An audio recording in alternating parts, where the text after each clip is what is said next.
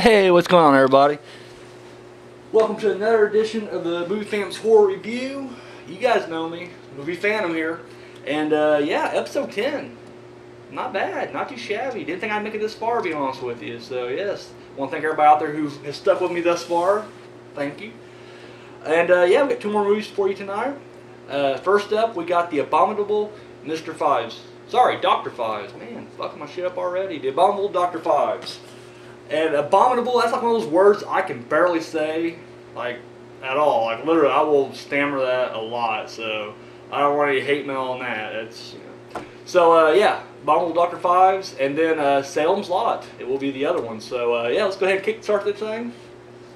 Already, I'm just stammering words together. You're going to think I'm drinking, but I'm really not. I'm busting out the red water. That's it. That's it. So.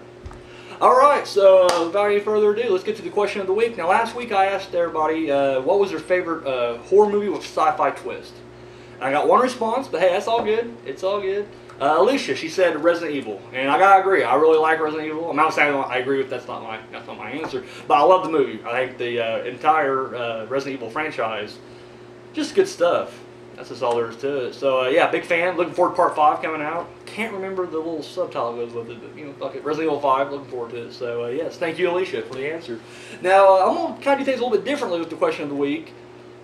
Normally, like, when I'm talking to people in regular conversation, you know, like, without the camera, I always kind of ask, like, for top threes. Like, I'm just like, you know, what are your top three, you know, Jean-Claude Van Damme movies? Or, hey, what's your top three, you know, Quentin Tarantino directed movies? Or, what's your top three, you know, romantic comedies? You know, whatever the fuck the question may be, I always do a top three thing. And I think we'll start incorporating that here, you know, so get ready for it. My question, you know, since we are doing Salem's Lot, and I'm pretty sure it's the first vampire movie we've done so far. Let's go ahead and throw it out there. What are your top three favorite vampire movies? So, yes. And rank them, you know, you can rank them, you know, backwards, but it's got to number them so I know which one is your actual favorite, you know, but go, you know, 1, 2, 3, whatever. So yes, top three vampire movies. Now, I'll go ahead and throw them out there for me. At number 3, I'm going to say Let Me In. Love that movie. Like, literally, and that is just, that's not even a movie. That's just fucking art right there. So beautiful. It's perfect in almost every single way.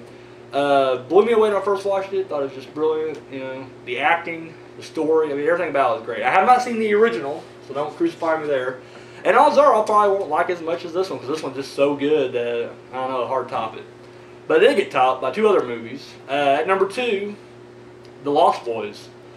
Just grew up watching that. Love that movie. Just brilliant. So, yeah, nothing more I can say about that. Everybody knows Lost Boys. And my number 1, favorite vampire movie of all time, From Dusk Till Dawn. And, yeah, everybody who knows me by now knows I'm a huge Quentin Tarantino fan, and that movie just kicks ass. George Clooney at his most badass ever. I mean, he just won't ever reach that kind of level again. I haven't seen him reach that level again. I don't know. I think he's awesome in that movie. Tattoo up his neck, fucking head cocked sideways, shoots the dude. I love this shit. It's just brilliant. So, yes. So, yeah. So, to answer the question of the week, you know, for all my Facebook friends, the Phantom friends, if you will, leave me a comment on Facebook. Everybody else, right down below, you know what to do. Just, leave that comment down there. And, yeah, you can even email me at moviephantom7@gmail.com. So, yes. Boom, there it is. So let's have some news. In the news recently, I read that, you know, we all figured that there was going to be another Wrong Turn movie. And yes, Wrong Turn 5 is coming out. The only thing that's kind of set this one apart, because, I mean, I read the plot, and it's the same basic thing. It's like a celebration going on near these woods, and rednecks are going to kill everybody. That's basically, you know, and I'm cool with that. I'm a big fan of the Wrong Turn series. I've seen all 4 of them. I like all 4 of them. The big thing on this one is they're going to have Doug Bradley in it. Now, for those of you, you know, in the horror community, you know Doug Bradley from the Hellraiser series. He was Pinhead, so yes, since he kind of lost his Pinhead job, he's going to give himself a gig on the Wrong Turn 5, so boom. Now, in the remake news, the 2 guys, and I'm going to butcher the dude's name, it's Robert Orca and Alex Kirkman, I think. I could be completely wrong out altogether, but the 2 dudes who like wrote the Star Trek reboot and everything. Anyways, they're like the hottest 2 writers in Hollywood right now. They just went to Universal, signed a deal, and they're going to reboot, remake, same fucking thing. Reboot, remake, same thing. 2 movies for Universal.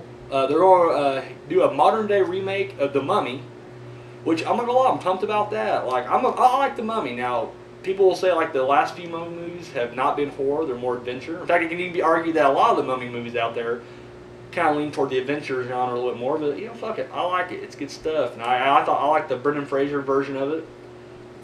Even spawned the Scorpion King. And you know what? As much hate as the Scorpion King gets, I liked it. Is it great? No, it's not great. But you know, he gets delivered like a rock bottom and throws up the people's eyebrow. Come on, how can you really hate this movie? The other movie they're going to remake, this one I am going to bitch about. They're redoing Van Helsing with Tom Cruise in it. Really? Are we being for real about this? I'm not a huge Tom Cruise fan. At all. Like, I'll take it back. He did good in Magnolia. Like, the only time I'm just like, this guy's awesome. Other than that, oh, okay, I can be a complete hater, I guess. I like him in Tropic Thunder. Because he was funny. I laughed. But other than that, I mean, literally, Tom Cruise has just never been a draw for me. Like, seriously. I was like, hey, new Tom Cruise, like, now I give a fuck. No.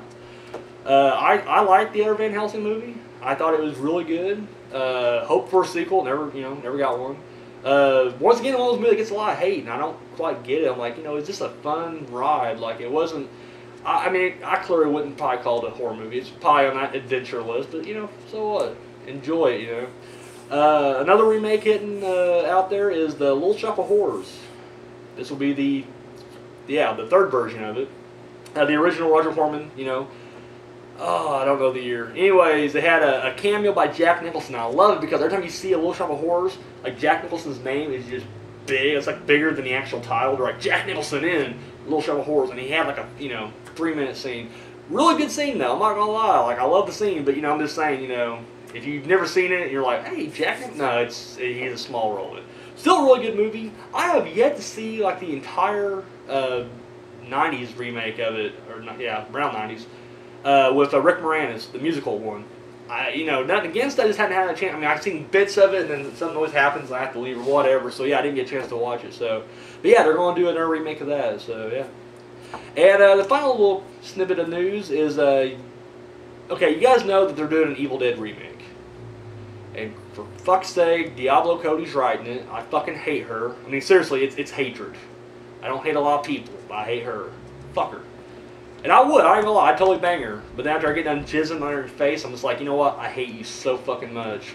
And I just walk away. I wouldn't give her a towel. Would not even hand this bitch a towel. For you, who don't know who she is, she wrote Juno.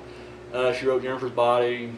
She probably wrote something else. I don't know. She does a lot of, like, bad. Like, I don't like her dialogue. That's just all there is to it. I think she has, like, the most atrocious fucking dialogue ever. And everybody's like, oh, she's so witty. And I'm like, no, fuck her. She's horrible. Well, anyway, somehow she got the gig for Evil Dead. She's writing the Evil Dead, so whatever.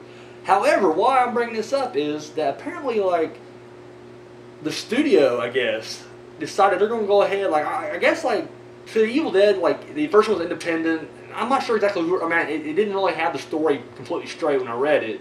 So I'm not sure exactly who owns the rights to it. But this company is literally like, we're going to make Evil Dead 4. Fuck them. And Sam Raimi got pissed, and I guess like he's suing them now. So I don't know what's going on here. I'll keep you guys posted when I find out more. But yeah, apparently we'll have the Evil Dead remake and then Evil Dead 4. I'll be honest with you, I'd prefer to see Evil Dead 4. I'm just saying, like I hate remakes. Let's try to continue the story. You could have done so many things with that. Like I'm a fan of Army of Darkness. I would have loved to see Ash, continue kicking ass. I love the comics. They did comics, about like what he did afterwards. One of the best is Freddy vs. Jason vs. Ash, which was supposed to be a movie, and then New Line, they're like, hey, we don't want to do that. We don't make a horrible Nightmare on Elm Street remake, and then fucking ended that. Yeah, but it was a great comic. It really was. And I mean, Bruce Campbell's the fucking man. I would have loved to see more, but whatever. He wants to, Sam Raimi wants to do, bad Spider-Man movies. Hey, let whatever. So yeah, that's what I got there. Now, last week I did the upcoming movies for May, horror movies. We had one, Chernobyl Diaries. Well, actually, there's another one, and it snuck in right after I already uploaded the video. Like it's actually right now, as we're speaking, it's in theaters, limited release. And I believe it's getting sent straight to video after this week. So by the time you guys watch it, who knows? Probably already on your video on demand or whatever. Called Mother's Day, directed by Darren Lynn Bousman. Pretty sure I'm saying that right. He directed Saw 2, 3, and 4, Repo the Genetic Opera, and then recently 11, 11, 11. What an asshole. That last movie. I love the other one. I love the Saw, films for the most part. Repo Genetic Offer was, really good. 11, I ain't gonna watch it. It just looked retarded. Clearly, this casting on a date. Literally, someone's like, "Hey, look, there's actually gonna be a date. We can actually release movies on the 11/11/11." He's like, "Oh shit, I can do it real quick." And I'm personally looking forward to 12/12/12 myself. I don't know. Anyways, Mother's Day. Apparently, it's a remake of an old trauma movie. It don't even look like a horror movie. It looks like a thriller, but they kind of categorize as horror. I guess because Darren Lynn Bousman. Basically, I guess these two people, or maybe it's a party, go to this new house. And anyways, the old owner is a woman. She has like a kid, and they have or multiple kids, whatever. And they got a gang, and they show up. I guess there's like supposed to be money in the house, so they show up there to get that money back. And of course, they're there, so it's just it looks like bullshit. I'm not even gonna tell you. I'm not enthusiastic about it. I don't give a shit. It may be great, but whatever. So yes. Now, last night I actually watched two new releases back to back, and I was really hyping both of them up, and they kind of fell a little flat for me. First up, we got the Innkeepers. I was really looking forward to this. To me, like out of that, Chronicle, and The Woman in Black, Innkeepers is the one I wanted to see the most. Like, to me, it just looked like, new horror, just fucking, it looked scary shit. Like, I jumped during the trailer.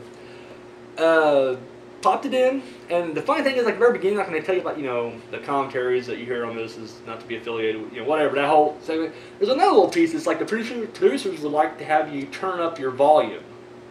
So right there, I was like, man, this is just going to be a lot of loud noises. Like, that's what they're going to try to use to scare you, is just loud noise. And that's exactly what it was. It turned out just being like every little thing was followed by a loud noise. Now, I'm not saying, like, don't get me wrong, I jumped quite a few times. But I wasn't like, I'd be like, oh shit, yeah, I got it again. And I'd just be right back into it because it wasn't really that scary. Now, I'm not going to completely bash the shit out of it. I mean, it wasn't a horrible movie. It was just, it had this uneven feel to it. One, I thought some of the acting was horrible, but then the actors would show like, signs of brilliance throughout there. Like, they'd be like doing something really shitty and then like, boom. Kelly McGillis, I think, was like the best of the three they had there. And she plays like this former actress turned psychic or, whatever. You see her in the trailer, she's like the old woman. Sarah Paxton, who did Last House on the Left, I believe, and I know she did Shark Night. Usually pretty good, and this one, she has a presence to her. Like, she's easy on the eyes, but, she does have, like, this charisma to her, this screen presence. However, maybe it wasn't her fault. Maybe it was just the dialogue itself, but I don't know. And there was something that was pretty cool, and some things there wasn't. I don't know. It just it had an unevenness to it. And that's what I'm saying. The whole movie is very uneven. Like, sometimes it'd be really, like, creepy and suspenseful. Then you just know when the fake scare is coming. There's a lot of fake scares in here. Like, they hear a noise and they go look, and then like someone else will be like, oh, hey, I didn't mean to scare you. And it's like, really? I don't know. I'd recommend it, I guess. I think you should probably watch it. You can, form your own opinion. I'm just saying, for me, I had it up here. Like, I was really hyping this thing up, and then it's down here. It's in the middle there. I wouldn't say it's horrible. It had some moments.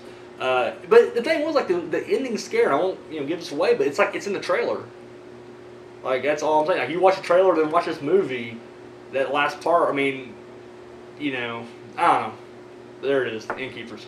The other one I watched was The Wicker Tree. And I was really looking forward to that because, A, I'm a big Christopher Lee fan. B, I love The Wicker Man. The original. Fuck Nick Cage and that piece of shit that he tried to pass off. That's just ridiculous. And I can go on a rant, but I'm not going to. I'm going to take the high road here. The Wicker Tree. Yeah, I was hoping, I don't know. I love anti-Christian type movies. Red State, Black Death kind of dealt that a little bit. I love those kind of movies. Stakeland kind of had like these crazy Christian nuts. Like fucking, like you had the vampires and the crazy Christians. Oh, there we are. Alright, you know what? Stick around. I'll continue this little conversation about the Wicker Tree as soon as we come back. So, boom.